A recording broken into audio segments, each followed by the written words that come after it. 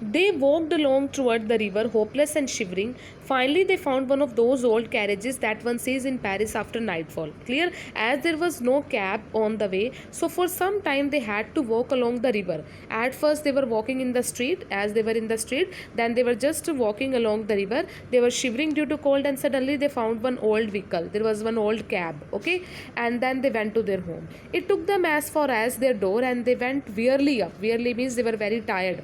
Clear, up to their apartment. It was all over for her. On his part, he remembered that he would have to be at the office by 10 o'clock. So they just reached home now, okay, by cab. And about 10 o'clock, Mr. Loisel had to go to office. And what about Matilda? She just removed the wraps from her shoulder, from before the glass. Matilda did not sleep. Her husband was trying to sleep because he had to go to office by 10 o'clock, but she was standing in front of mirror because she wanted to have a final view of herself. She wanted to see her finally, that she was looking very beautiful in that beautiful dress and the diamond necklace. So the shawl, the wrap or the shrug which she was wearing, she just removed it to see herself in the mirror. But suddenly she shouted. Why? Because the necklace was not around her neck.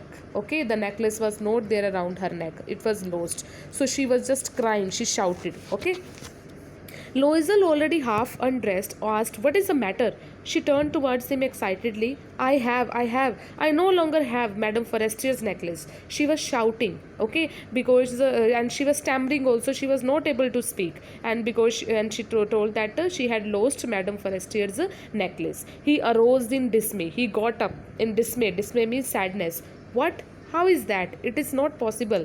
And they looked in the folds of the dress, in the folds of the cloak, the pockets, everywhere. They could not find it. Okay, the dress which she was wearing, they checked first of all. Maybe it would be hanging here and there in the folds of the dress, in the cloak of the dress. This is a cloak, okay, but it was not there anywhere. Okay, now they were thinking where the necklace had gone.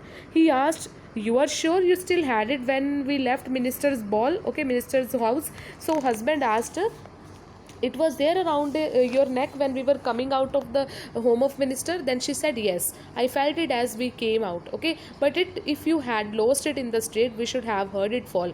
It must be in the cab. So they were thinking, when they were walking in the street, if it had fallen there, then they must have heard it fall. They must have heard it noise when it was falling. Then they thought it must be in the cab.